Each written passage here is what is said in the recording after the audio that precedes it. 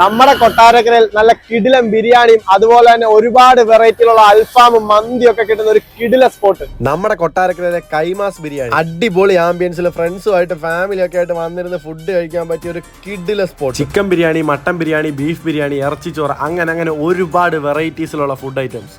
ഇതുണ്ടോ, ഇത് ഇവിടുത്തെ സ്പെഷ്യൽ ചിക്കൻ മംഗല ബിരിയാണിയാണ്. ഇതിന്റെ കൂടെ പായസം ഉണ്ട്, സലാഡ് ഉണ്ട്, ചമ്മന്തി ഉണ്ട്. നമുക്ക് ഇന്ന് കഴിച്ചു നോക്കാം എങ്ങനെ ഉണ്ടെന്ന്.